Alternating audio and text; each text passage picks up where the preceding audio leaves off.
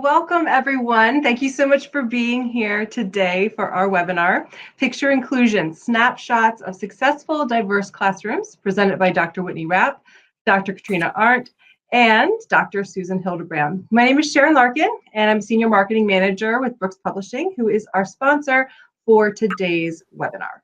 If you are not already a member, we would love for you to join our Teaching All Students community, where you'll have access to informative webinars like this one, as well as other resources and special offers from Brooks Publishing. So to join, just go to www.edweb.net/inclusive education. So for today, we are offering a special discount to our viewers. You can save 20% off at brookspublishing.com with code EDWEBWR. Now that discount is good until May 31st, and you can use it at brookspublishing.com. You can also use it to purchase a copy of our presenter's new book, Picture Inclusion, Snapshots of Successful Diverse Classrooms. And we are also going to do a special giveaway today. 3 lucky winners will receive a copy of our presenter's new book. I'm going to select them at random, so just be sure to chat in our chat menu, and you will automatically be entered to win. So without any more of a delay, I am so excited to present to you our presenters for today. Dr. Whitney Rapp is Associate Professor of Inclusive Education at St. John Fisher College, where she teaches courses on inclusive education pedagogy, assessment, and classroom management. Dr. Katrina Arndt is a professor of inclusive education at St. John Fisher College, where she teaches courses on educational technology, inclusive education pedagogy, assessment, and upper elementary literacy. And Dr. Susan Hildenbrand is Associate Professor of Inclusive Education and Associate Dean of the Ralph C. Wilson Jr. School of Education at St. John Fisher College. She teaches courses on inclusive education pedagogy, assessment, and classroom management. Thank you all so much for being here today. I'll turn it over to you. Thank you, Sharon. Okay, hi everybody. Thank you so much for joining us today. I'm Whitney. And the first thing that I want to do is talk a little bit about the purpose for our new textbook and what we're going to talk about today in the webinar. And to start off, I think it's pretty clear that all of us, the 3 of us, believe very strongly in full inclusion of all students and people in schoolwork and the community. We believe that fully inclusive classrooms are possible, even for the most diverse classes of students. And we have many, many ideas about how that can happen. So this book illustrates our beliefs and ideas, and it's a place that brings them all together. So through this book and the webinar today, we plan to do 5 things. First is to show you how you can maintain high expectations for all students in an inclusive classroom with a lot of diverse needs. Second, to be a resource. This book is intended to be a resource for teachers and schools determined to include all students. We want to show you how to pull together applications of theories such as differentiation, universal design for learning. We have a lesson plan format in the book that serves a diverse range of students. And we're going to talk today about a few different students from our student profiles, examples from 1st, 3rd, and 5th grade classrooms, and show how they can be fully included in all aspects of lesson planning in 8 subjects. So the content, academic core subjects, as well as specials. So the next handful of slides, we are going to go over our solid foundational theory that our book starts with. And we're going to review 4 concepts. First is the models of disability. And then second is least dangerous assumption that comes from Cheryl Jorgensen's work. The idea of presuming competence. And finally, full citizenship in the classroom. All right, so I'm going to start off talking about the models of disability. And this is a big part of our foundational theory of the book, because how you approach and think about disability is aligns with certain models. And it's essential to have an understanding of what the three models are and the importance of framing inclusive education under the social model of disability. So first, let's talk about the medical model. The medical model perceives disability as abnormal and sick, as an illness that needs treatment by the medical profession, it assumes that the deficit lies with the individual. Under the medical model, the assumption is made that a person with a disability would have a lesser quality of life. Doctors may try to predict what the life of a person with a disability might be like and tell families that there's no hope. Or, for example, a child with cerebral palsy will never walk or talk or learn, or a child with Down syndrome cannot live at home. And these are things that can't be predicted. The aim of this model is to intervene medically to fix a person so they can lead a more normal life. And that norm is constructed. And so once that norm is established, people with disabilities are seen as undesirable and rejected. The medical profession has also been influenced by industrialization, and the scientific ideal of the norm has shaped their practice toward eliminating any experience that fell outside a mythical or normal part of the bell curve. So the medical model is talking about needing to fix or cure people with disabilities and not seeing them as normal. The second is the pity charity model. And that thinks it's another way of thinking about disability. And Jerry Lewis's telethon epitomizes the pity model. So to think of that as an example. Telethon raises funds for the Muscular Dystrophy Association and includes terms such as cripple and referring to wheelchairs as that steel imprisonment. The pity charity model constructs people with disabilities as pitiful because they're sick. It allows people without disabilities to patronize people with disabilities so that they can feel good about their support and goodwill charity. When in fact, many professionals in rehabilitation and special education are motivated by this pity charity model, it makes their relationships with the people with disabilities and the professionals that they work with and sometimes for very uneasy relationships. You shouldn't feel sorry for the people that you work with. The result is a minimum of accessible housing, transportation, employment, and education, because the idea is that these people with disabilities need taking care of and they can't take care of themselves. The disability rights movement sees these benefits of membership in society not as gifts or charity, but as rights that need to be afforded as every member of society. So reframing the pity and charity model would include educating society so that every person is seen to have the right to clean, safe, affordable housing, transportation, employment, education, and independent living. So that brings us to the social model.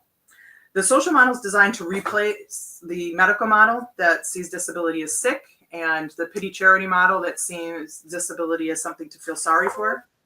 The social model of disability proposes the idea that disability is not a product of personal failing.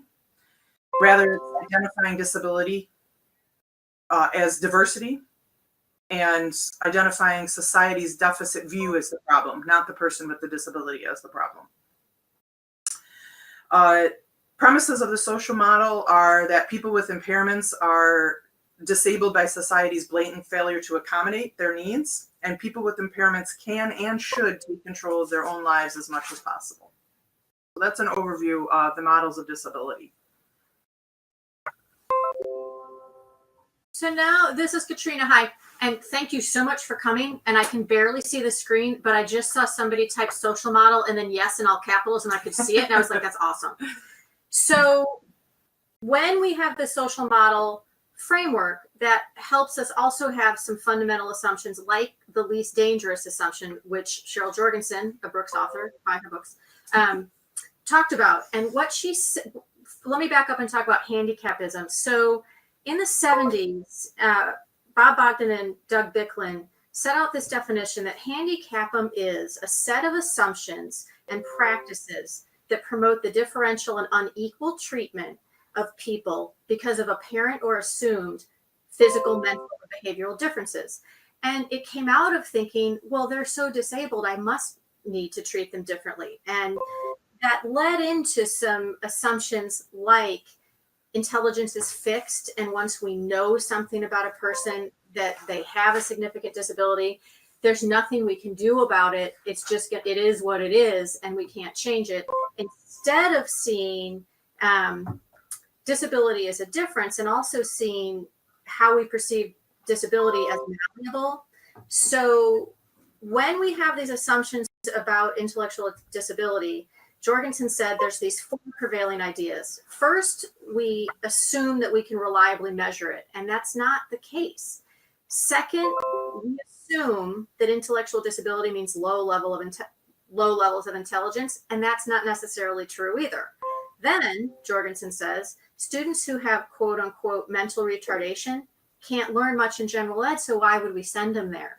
And then the 4th assumption, and of course we don't agree with any of these assumptions, is that when we can't be sure that a student knows or understands or can learn, we should probably assume that they can't do those things. So Jorgensen's like, excuse me, hi, we're not going to do that. We are going to adopt this least dangerous assumption. So what she says is, it's this standard where in the absence of conclusive data, educational decisions should be based on assumptions, which, if we guess wrong, are going to be the least dangerous to the student.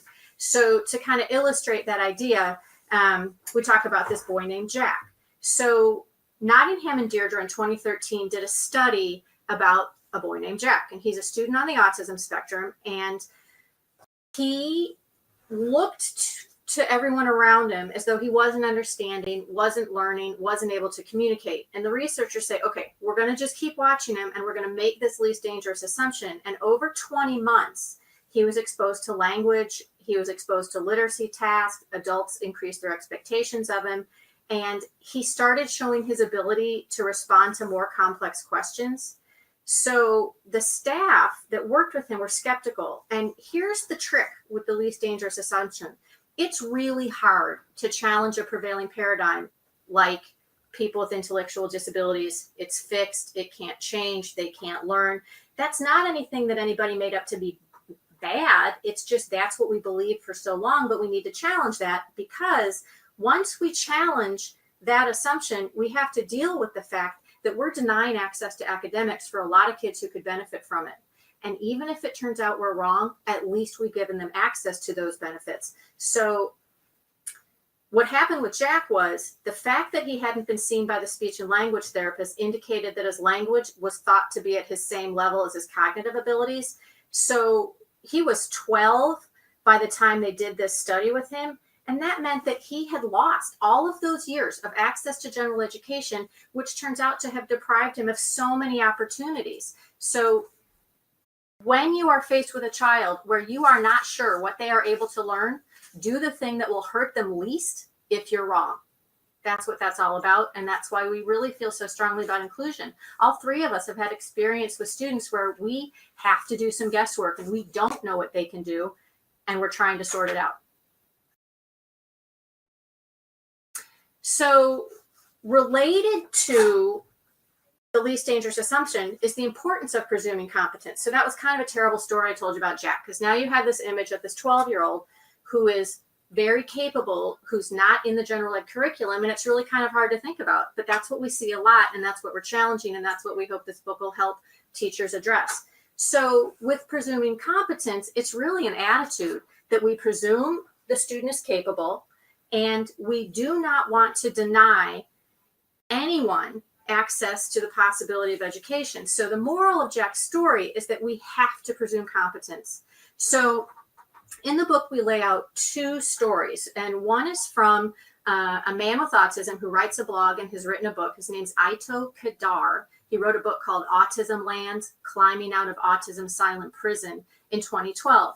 And in a blog post, he said, when he was in school, his childhood was not easy because he had no means to communicate, and he had 40 hours a week of intensive ABA therapy. He pointed to flashcards, and he says, we did the same boring baby lessons year after boring year. Then he writes, here's what I would have told them, meaning his teachers, if I could have when I was small. My body isn't under my mind's complete control. Your notes say, Ito is frustrated in session today.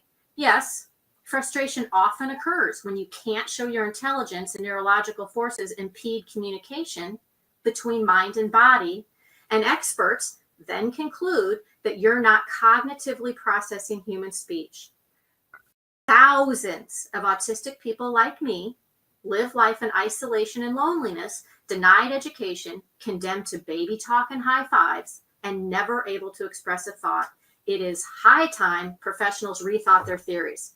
So this is from a kid who was segregated, who's saying, don't do that. Presume competence, assume I'm capable.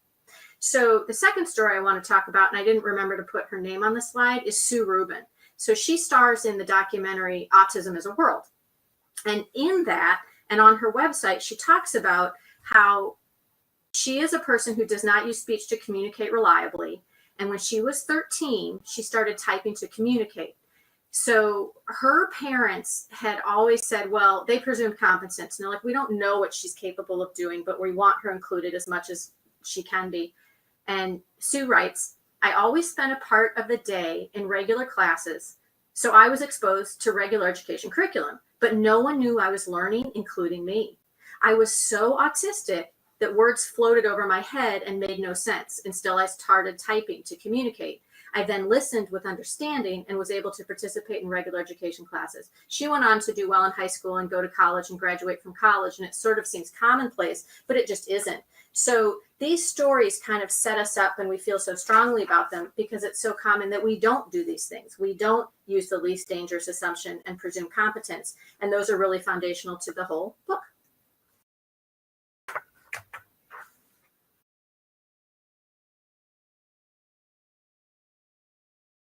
So this is Susie, and I'm going to talk about the last theory that we've used to kind of frame the rest of our textbook here.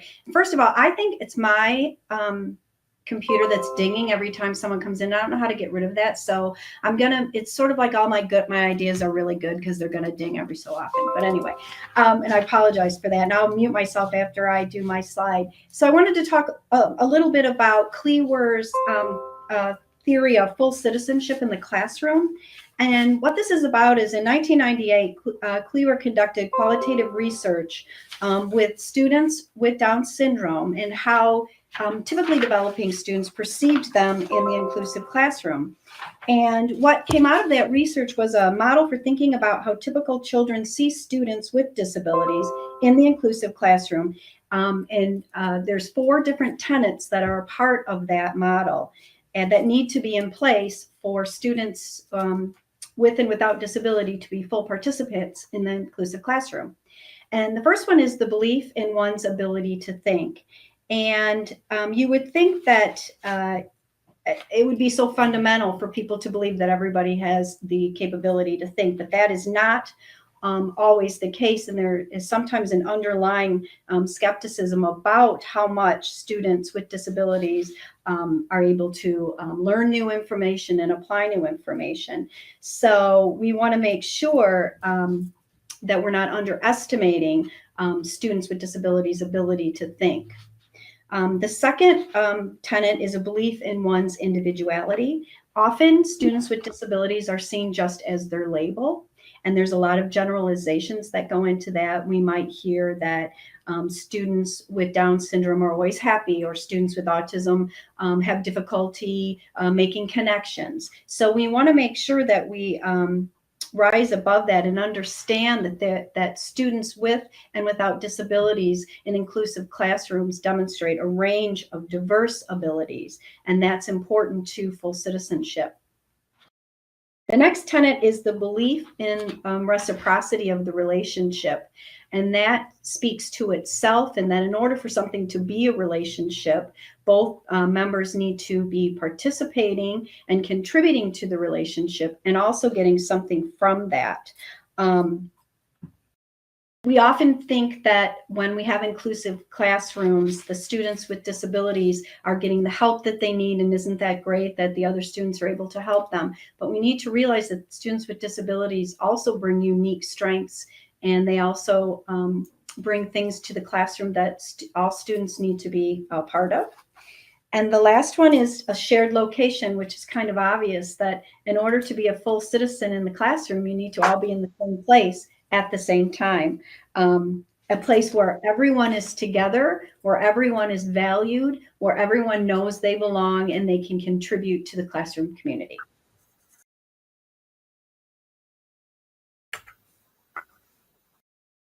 Sorry, I'm just unmuting myself. Now that we've talked about the theory that we just presented, we want to move now into the application of inclusive practices. And we're going to be talking and reviewing 4 applications that are highly relevant to the practice of inclusion and that celebrate the contributions and abilities of all children. We're going to give you a brief overview of Universal Design for Learning, the multi-tiered systems of support, MTSS, embedded instruction, and clustering. Okay, so first I'm going to talk about Universal Design for Learning and the principles that go along with that. So Universal Design for Learning was originally conceptualized by CAST, and there's a lot of information on the UDL Center website, and there's articles online to read more about the ideology and the research that goes behind developing these principles and how the brain works. So basically what Universal Design for Learning, it's built on a strong foundation of brain research and what everyone needs to be able to learn and express what they've learned. So there's 3 principles that are important to be in place at all times for Universal Design for Learning when you're universally designing your curriculum to meet the needs of all learners. So the first principle is using multiple means of engagement, many different ways to engage students in learning. So everyone becomes engaged by different types of tasks and learning situations. Some students prefer working alone, others might prefer working in group work. Some students prefer open-ended, highly subjective tasks, where others might prefer structured and objective tasks. So different types of tasks are going to engage different learners' brains. So it includes interest, but it goes beyond that. So you definitely want your lessons and activities to be interesting to students, but engaging them is also thinking about how the brain actually connects to what is in front of them, whether or not it's meaningful. So each student is unique in his or her learning preferences and abilities and the ways that they engage in various learning opportunities and what's meaningful for them.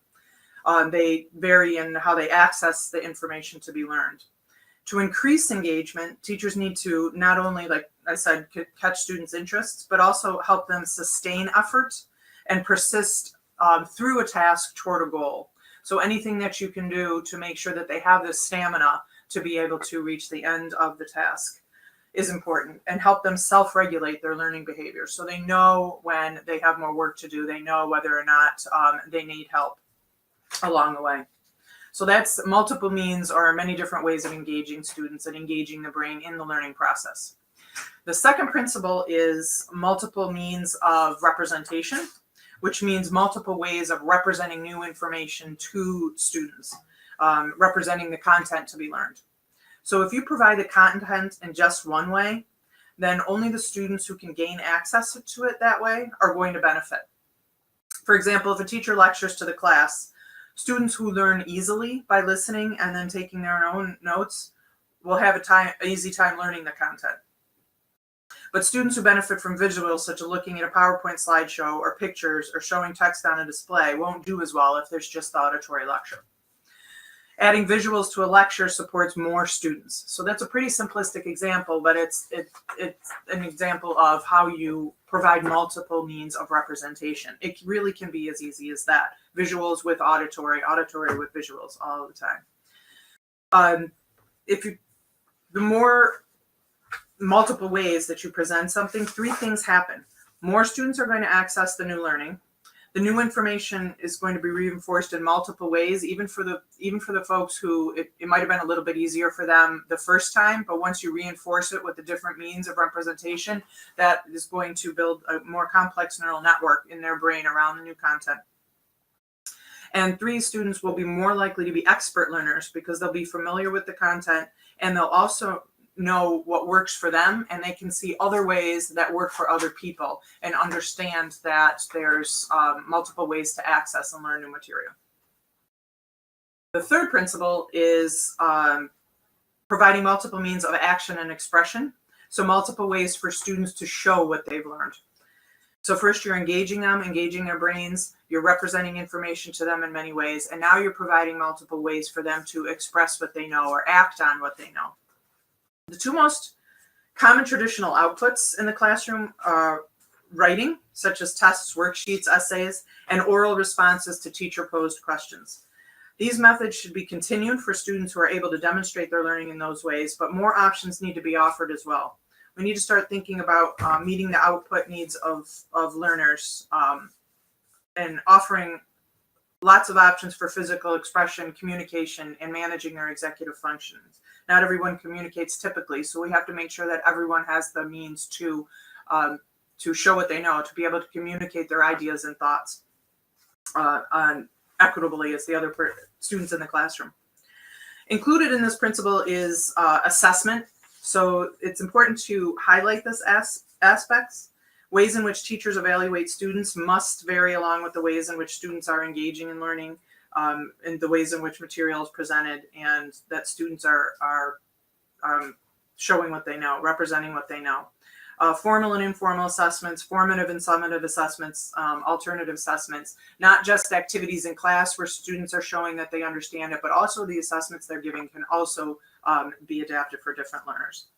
So universal design for learning is differentiation, includes differentiation, but it goes a step beyond. So it's not doing different things for different students, but it's having lots of different ways that you do things in the classroom, and all of them are available to all students. So everything that you do is a universal opportunity for students to be successful in the classroom, regardless of their needs or background.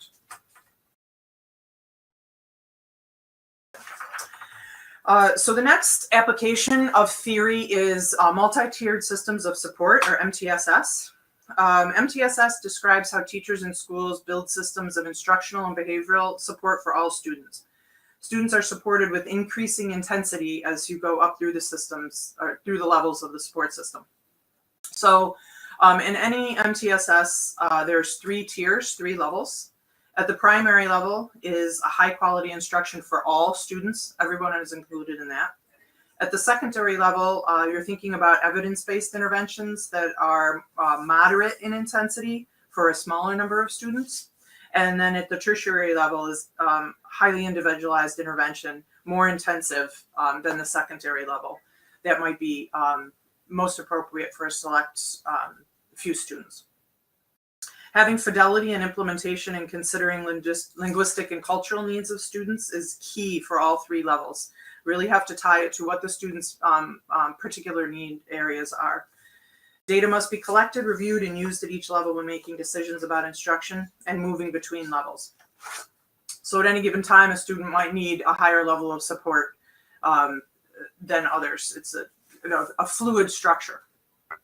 The Center on Response to Intervention at the American Institute for Research proposed that MTSS is something of an umbrella that integrates supports for academic and behavioral concerns. So under that umbrella, response to intervention is used to support students' academic needs, and the positive behavior interventions and PBIS support model is used to support students' behavioral needs. So both are assessment-based, the preventative in nature, they're multi-tiered, they're models that are used to solve problems proactively based on individualized student needs. They include high-quality academic and behavioral instruction and intervention, proactive strategies and supports, database decision-making, monitoring student progress, and team decision-making. So it's difficult to step out purely academic supports from purely behavioral supports, because if a student is engaged in academic instruction in ways that allow them to access information and feel an equitable part of the classroom and be able to express what they know, then many of their behavioral needs are going to be inherently met at the same time. So under this structure, using the tiered levels of support depending on the individualized student need, you are supporting both academic, social, behavioral issues all at the same time. The next practical application of theory that I'm going to talk about is called embedded instruction. And embedded instruction, it's a teaching strategy in which students who need support for full participation in the inclusive classroom are given opportunities to practice their individual goals and objectives within an activity or event during whole class or small group instruction in a manner that expands, modifies, or adapts the activity while remaining meaningful and interesting. It's an alternative to the viewpoint that we often see in classrooms where IEP goals for students who have an IEP are done in isolation and often done individually in a place separate than the inclusive classroom. Instead, when we thought about ways to put the theory into practice, and when we were designing the lesson plans that we're going to talk about a little bit later in this webinar, we want to think about IEP goals being developed to meet the needs and interests of the learner in a way that takes place in everyday instruction and with the instruction that's taking place in the classroom with all of the students. And there are several ways that you can implement embedding instruction, or in things like how you arrange the classroom to be receptive to the diverse learning needs, adapting materials, adding new components to existing activities, providing performance cues, and special assistance or support. In order to have effective embedded instruction, you have to use the mindset that the implementation of the IEP goals should not be separate from the regular classroom curriculum. And they also, IEP goals shouldn't restrict what the student is able to do in the inclusive classroom. So by thinking about embedding these goals and objectives, you are allowing and providing opportunities for students with an IEP and have different learning, and all students who have different learning needs and need different supports, to remain a part of the classroom, have full participation by taking the IEP goals and finding ways to embed them in the curriculum that you're doing with the entire class. And the next and final application of theory that we wanted to talk about is clustering. And this is actually a key focus for this text. Often we hear in the many different teacher candidates that we've worked with, or in-service teachers that we've worked with, or when we've done professional development or presented at conferences, we often hear differentiation is hard. How am I supposed to reach all the needs in a classroom, in an inclusive classroom that has a range of abilities and strengths and needs?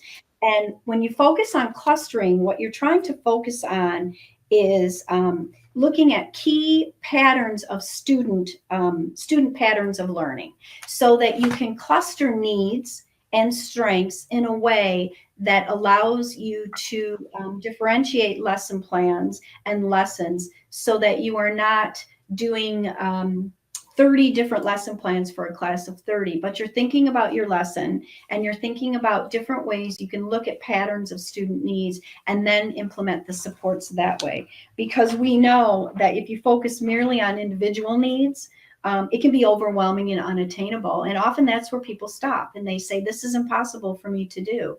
There's no way that I'm going to be able to do this in a class. So you can use flexible patterns of grouping, but in focusing on student interests and strengths can benefit all students for a variety of reasons, and it can help you really try to meet the needs of all students in your classroom without feeling overwhelmed and not really knowing where to start. Teachers in cluster classrooms were naturally driven, when they started to think in this way about clustering, to implement differentiation strategies, breaking the flawed practice of teaching in the middle, which often leaves patterns of student learning need unaddressed. So a little bit later, I think next, Katrina and Whitney are going to give some examples of students that we use in our textbook, and they're going to talk a little bit about how some of these applications of theory are used, including clustering, in the lesson planning. Okay, so we're 35 minutes in, and I've been taking notes while Whitney and Susie have been talking, and I realized that we just spent 35 minutes talking about the first 20 and the last 10 pages, and there's this whole page 21 to 260, which we get to talk about now. So And we kind of did that on purpose because the foundational theory is so important to how we put the classrooms together. And I'm kind of watching the comments come in, and there's things like, all right, but how do I say this to the general ed teacher? I have some thoughts. Okay, so this slide is going to cover, here's what we think is essential for inclusive classrooms. And, you know, I'm preaching to the choir, I get that, but we just want to lay it out there that you can't have an inclusive classroom without appropriate supports. And that includes a natural proportion of students with disabilities in the classroom. So when we built this first grade of 20 students, a third grade of 20 students, and a fifth grade of 20 students, we didn't have 10 students with IEPs. But we did build these classrooms so that they have some students with IEPs or 504s, and then there's all these other learning needs. So when there's appropriate supports, everyone gets what they need because that's what we expect of our class community, and it's supported administratively. And of course, we could talk for a long time about that, but we won't, but we sure could. But assuming that we have the appropriate supports, the next thing you have to have is the expectation of success. We have to have the least dangerous assumption. We have to be presuming competence. And part of those two things is that inclusion needs to be the default condition, understanding that there's going to be bumps. There always are. So we have to expect that there's going to be bumps in the road and not take the first problem as a reason to go, well, inclusion doesn't work. We say, oh, well, that didn't work, but that doesn't mean inclusion doesn't work. So we need to expect that and not stop trying what we're doing. The physical arrangement of the room has to support learning and being in a range of ways. So students who need time alone or who work well alone need to be able to do that. And students who need to work with others or stand or lay down or have fidgets or yoga ball, you know, whatever. We have so many things listed. They need to have that. And that's more and more common in today's classrooms. So I'm old enough that I'm dating myself with the sit in the desk in the rows. And it's really weird if you're left-handed because there's no left-handed desk. That doesn't happen as much anymore. And when we have students with visual impairments, you can still mix up the room quite a bit. It just has to be planful, and the child needs to know how to move in the space. The schedule is often kind of a tricky thing, and how to meet everybody's needs is something that we wrestled with. And Whitney came up with this great acronym for FIT time, FIT. And what we do with FIT time is everybody gets to have deeper exploration or support, which means that we're not saying, oh, we're going to do science, but you're getting pulled out for your ELA resource. It's like everybody has FIT time, which means everybody's getting enriched or supported in ways that let them not be teaching to the middle. So the schedule has to really be working. Knowing your students, I mean, okay, do that. You know, you got to know them. And you got to know them kind of well. I'm not going to, you know, you got to know your kids. Knowing the content, we were planning these slides, and I was saying to Whitney and Susie that elementary teachers get to know every subject and get to love every subject and get to know how to teach every subject. And that's really not optional. We sometimes have our teacher candidates say, I hate math. And I go, you may never say that again. You love math because you are communicating to children how to feel about a content area. And then relationships, and everyone's showing up to help children learn. And it's the children's job to show up, and it's our job to do the work.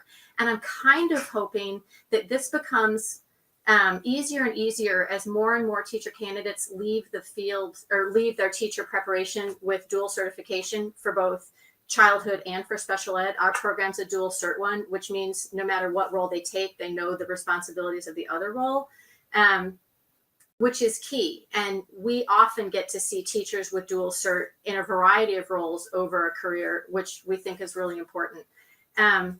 I just want to tell you that when we talk about this essential component of inclusion, this is the second question on the quiz. The correct answer is what's not an essential component.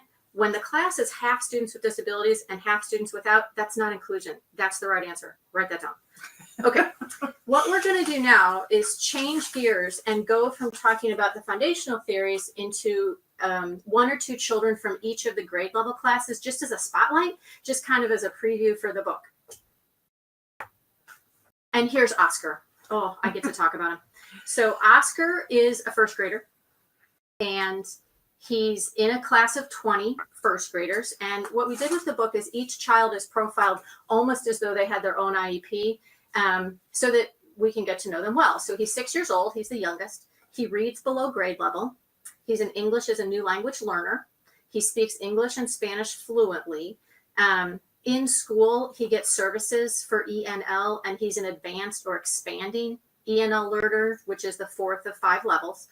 He's a little bit clingy. He doesn't do really well with less structured time. He just needs a little more structure, supports to be structured. He likes and benefits from a lot of labels in the classroom in both English and Spanish. That helps him with his vocabulary acquisition. For engagement, what really helps him, and that's in a chart for each kid about ways to support him.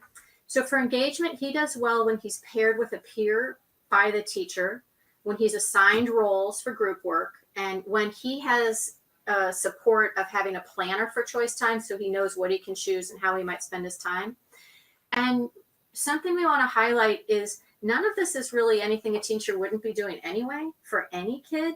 And so for each of the 20 kids in first grade, we ran through who is the child, what do we know about them, how can we support their engagement, how they take in information, how they express information, what's their schedule, and then what are some goals. So here's more about Oscar.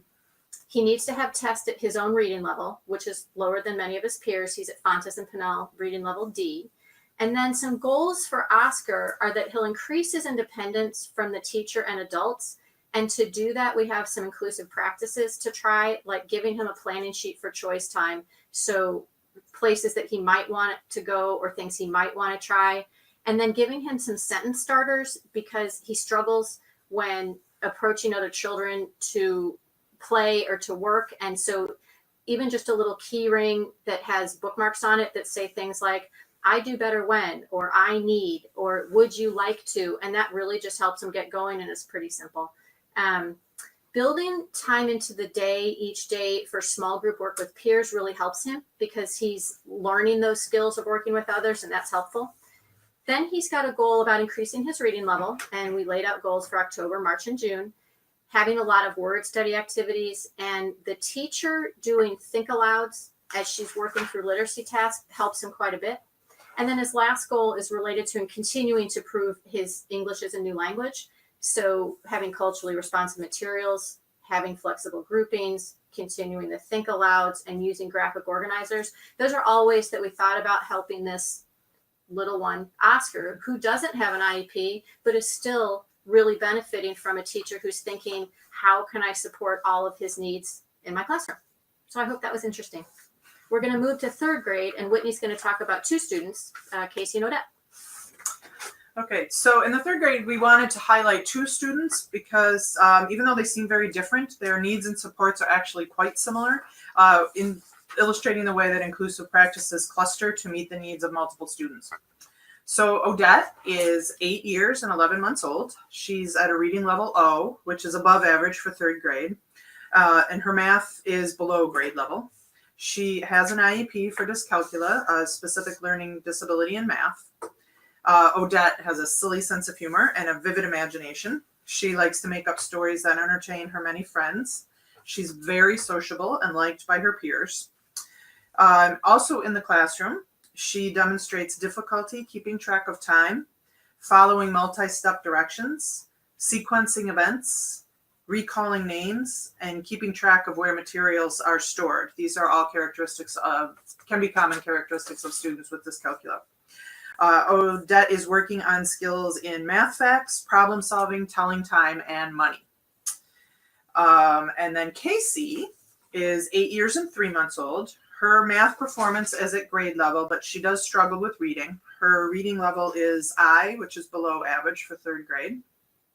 She has an IEP for visual impairment. Kacey is thoughtful and quiet. She's confident and is willing to try new things with support. She loves swimming and playing with dolls. Kacey is legally blind from glaucoma. She has some remaining vision, and a teacher of visual impairment works with her regularly.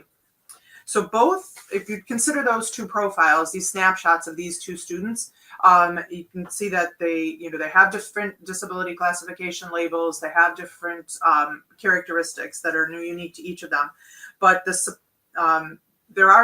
they need supports in some of the same areas. Some of the things that are characteristics of dyscalculia for Odette are similar things that Kacey shares as a student with a visual impairment. So both of these students need support in knowing where materials are in the classroom, connecting people's names with faces and voices. Students with dyscalculia often have trouble matching names with faces and recognizing people. That can be a characteristic. And having people identify themselves when they approach Kacey is going to be a need for her as well. They both need support orienting themselves in the classroom, in the school building, and they both need tactile supports for math. So during lessons, there's several environmental and math inclusive practices that are you put in place in your lesson plans that are going to support both of them at the same time. That ripple out effect, clustering their needs, finding that pattern so that you can support them by putting the same things in place. So some examples of those are think aloud when writing, spelling, or punctuating on the board. Thinking aloud when you're walking in the hallway, talking about right versus left, making turns, staying to the right side of the hallway. Anytime that you're making a transition into a new part of the building, that's going to support Kacey's orientation and mobility, and it's going to support Odette's wayfinding. Provide multiple sets of counters, plastic linking cubes, fraction circles, abacuses, other math manipulatives, because they're both going to need that tactile support. And then other things like providing digital or talking clocks, talking calculators, etc. So those are our third graders. And now Katrina's going to talk about Grace, who's in 5th grade. Okay, but this is Katrina. First, though, I have to tell you that on a quiz, there's one about Odette and Kacey, and it says which is not in an inclusive practice, and it's hard to write questions. So the correct answer is Odette and Kacey are always paired together because they both have IEPs, because that's not the reason. The reason is they have needs that make sense to cluster together. So get that right on the quiz. Okay, so Grace is in 5th grade, and she's lovely, honestly. She is a student who loves acting out stories. She loves dolls. She has 2 younger brothers. She communicates her frustration sometimes by throwing things, but mostly she's cheerful. Her team presumes competence. She is a beginning reader. She's not yet reading.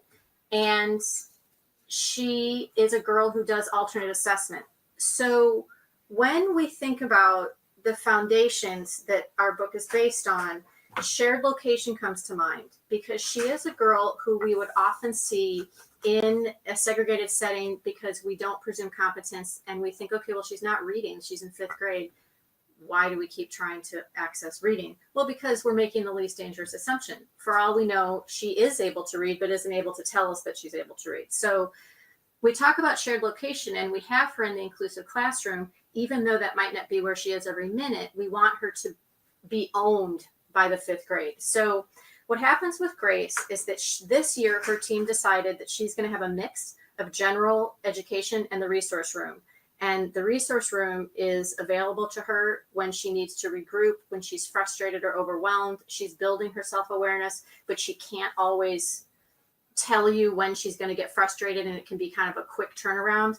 But the trick is that resource room can't be used as a punishment. If you're not good, you're going to the resource room, not that.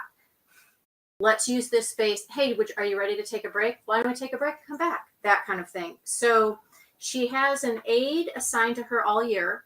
And I want to just interject and say, for anyone out there who is a teaching assistant or a para, I did that for years. And you are one of the most vital people to making inclusion work, because you are the person who is going to be with the child all day. And you are key to their inclusion or lack of inclusion, because we conceptualize inclusion as an attitude, not as a place. So for us to say, this is a book about inclusion, Grace uses a resource room sometimes, does that fit? And our answer is it does, because that's what fits Grace. So when we have a set of goals for a kid like Grace, who meets these alternate literacy standards, who meets alternate math goals, I have seen girls like Grace or students like Grace with this set of goals around alternate assessment, and that set of goals being used as a rationale to exclude her from general ed completely and to include her in general ed completely. So it's not so much the goals as how we interpret what do those mean. And those fundamental ideas of making the least dangerous assumption and presuming competence really drive that we believe really strongly that Grace needs to be in general education most of the time. So an example of one of her goals, and remember, she's not a girl who's reading at this point, is we want her to access grade level curriculum. So her class is reading Phantom Tollbooth. So she has the book, she has a tablet, and the book is loaded onto it. The audiobook is loaded onto it, and she has the movie. So she has access to what fifth graders access. She watches the movie, she summarized what she sees, and now she's a fifth grader who can talk about Phantom Tollbooth with her peers. And that's what we want. We want her to be able to be with her fifth grade peers talking about the same content. So we want her accessing all of that because we want her goals embedded. And Susie talked about embedded goals into the general ed curriculum. And we do the same thing with math. So we say, what is the math curriculum? What is Grace able to access? And then we write the same kinds of supports for Grace in the book as we do for Oscar or Odette or Kacey or all of the other children who don't have IEPs. And we say, well, what could the teacher do that would help support Grace? Well, including things like counting out loud with the whole class, or remembering that everyone can access Phantom Tollbooth, the movie. A lot of you will read it with your eyes. Some of you will listen with your ears. Some of you will see the film, but we're all going to summarize. That kind of framing helps Grace be a part of her fifth grade. I think that's all I wanted to say about that. So we'll go to the next slide to Susie. So how are you going to do the same thing that we did? Well, most important is to know your students. Find out everything you can about them. Complete their student profiles, and we have examples of student profiles in the text, in collaboration with students and families, and make sure that you come up with a form to get to know your students that has everything and important information that you need.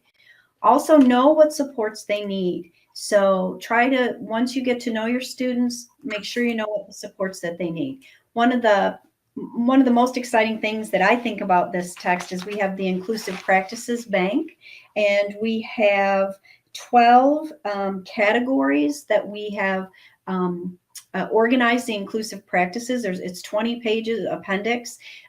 So we give you ideas to start, but you can also come up with your own inclusive practices that you're using in the different categories. And I think what we find often with teachers, and we hope that as you've been sitting here today as part of this webinar, is you're nodding a lot, I hope, and saying, you know what, I do that. I already do that. I'm halfway there already. And I think often we aren't realizing what we're doing to support students. And you probably have an inclusive practices bank of your own that you're using. But that's what we want to make sure. And again, some of the things that you come up with, you're going to use over and over again as you're clustering your student needs, and you each year when you have a different group of learners. And then plan lessons that include all supports needed. So that will go back to Universal or UDL, that you don't add things after a lesson is planned. You start from the beginning. You know your learners, you know the supports, and you plan with those supports in mind, knowing that many students are going to overlap in what they need. So knowing that also helps you see that it might not be as daunting as you think. I also I noticed as the different comments were coming up, someone is very familiar with growth mindset, which is something that we talk about a lot too in our own teaching. And someone talked about the relational mindset, and that's exactly what we're talking about here. You have to know your students. You have to have a relationship with them in order to be able to really understand the supports they need, and also make sure that families are included as well, because they know the most about the students. So we're bringing up returning to the slide that Katrina talked about before we went into the student profiles, and we're doing that on purpose because we really want to emphasize that these are essential to fully including all students. It is a lot to plan for when you have a diverse class of students, but to do any less would violate our core beliefs and the theory that we grounded you in the beginning of the webinar. All students deserve the best planning and the most creative, innovative problem solving. Unwavering presumption of confidence, the true belief that without them, the learning community would be less for it. So that wraps up what we had to say today. Overview of the book includes everything that we have planned in it. And we have about 5 minutes, it looks like, for questions. Wonderful. Thanks so much, guys. So we do have a couple of questions. So I'll go ahead and start out with the first one. Let me just advance the slides really quick. So when the foundational theory slide was up, as you recall, they had the 4 pictures, and one of those pictures was a shared location. Does it have to be a shared location? So when Chris Cleaver did his dissertation in Syracuse, he did his dissertation in a preschool called Joanio. And he came back to, if the children don't know each other, they can't really be friends or have a relationship. So if the child is pulled out more than half the time, then nobody knows that kid. And if the child is in physical proximity and then is able to join in the group, then all of a sudden they become one of our own. So when we were talking about Grace and saying that she is going to use a resource room, the key piece is that Grace belongs in the 5th grade. And she does go to the resource room sometimes, but she starts and ends her day in the 5th grade because that's where she belongs. Susie, I saw you. I'm sorry. I thought you were going to say something first. Sorry. Just to add to that too, it's almost as simple as when you have a student that is in 5th grade and spends a little under 50% in a resource room or other supports, they should be assigned to a general education classroom. They should be a part of that classroom. They are on that roster.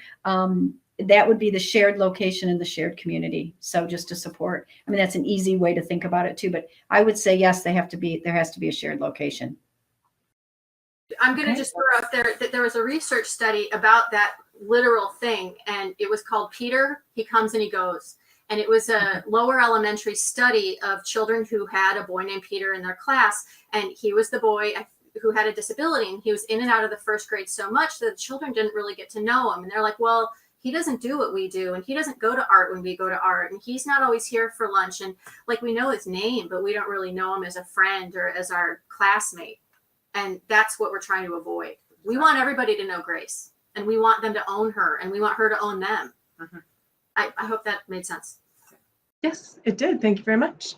So next question, how do you get general education teachers to buy into the idea that the diverse learners or students with special needs are still their students along with ours?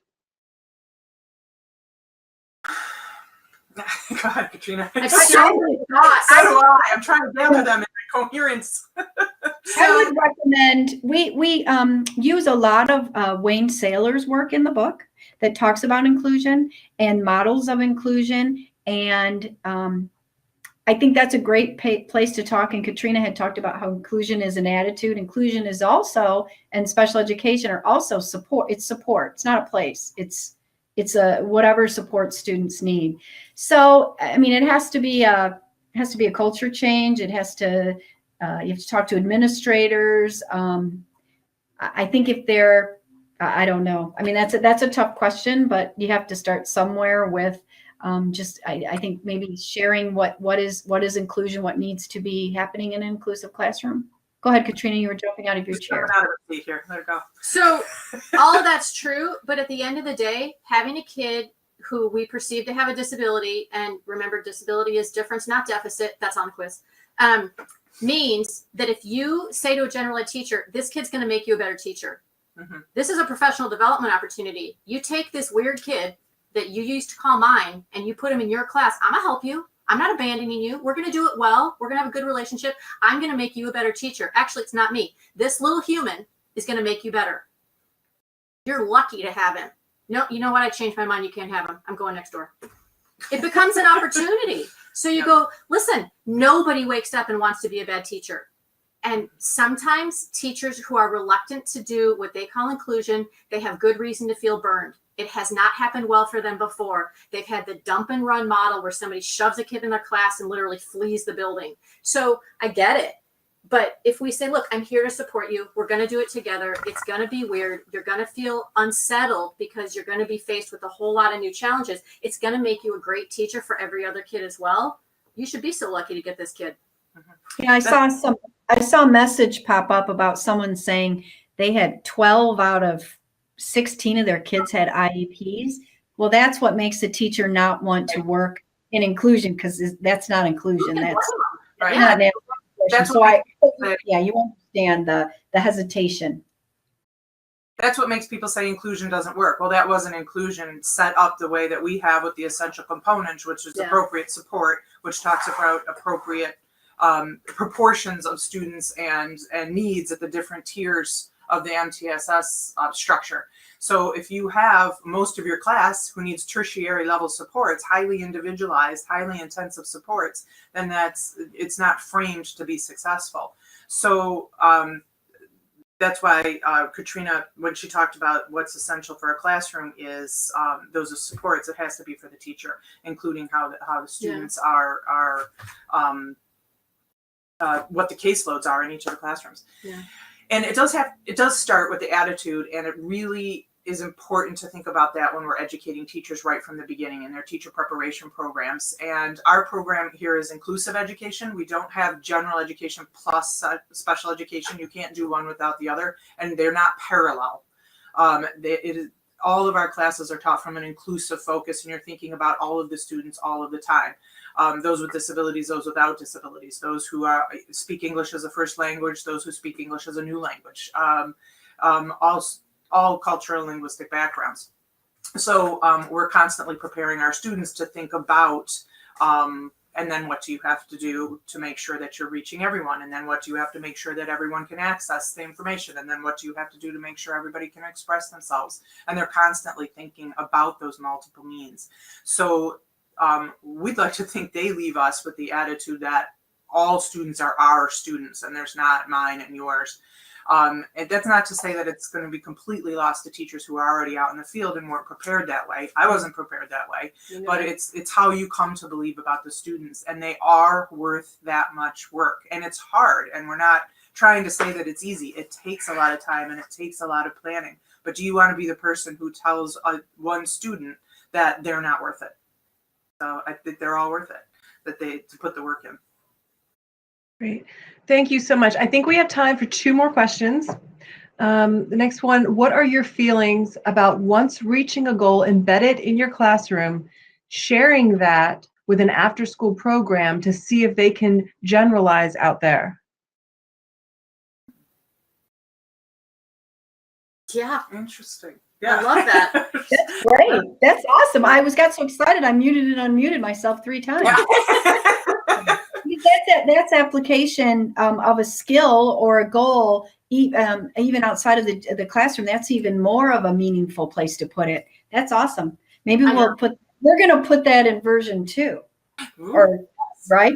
That's good. Thank you. No, I think that's awesome. That's a super idea. Yeah, inclusion has to go beyond the school to home, community, workplace, and we're thinking about, we're preparing all of these students for adulthood. So that's, anything that you're doing to generalize outside the 4 walls of the classroom or outside the school building, that's fantastic. Yeah. Great. And final question, how do you approach and pull students that are reluctant to be pulled out into small group settings? So do they have to be pulled out into small group settings? Could the small group setting be in the classroom? Is that a way to approach that? Girl, that's what I'm thinking. Maybe they're reluctant because they, for obvious reasons, they don't want to have to leave. Like the article or research study Katrina was talking about, thinking about other ways of how we provide support within the inclusive classroom. And it could be that the child doesn't want to be pulled out because they're going to miss something in the general ed classroom. It could be because they're afraid of being stigmatized. The culture that we see more and more in elementary classrooms is there's a lot of coming and going. So we don't see so many kids who are like, I don't want to be the one kid who leaves, because they're all coming and going all the time. So if it's that kind of issue, you want to reduce the stigma around movement, really.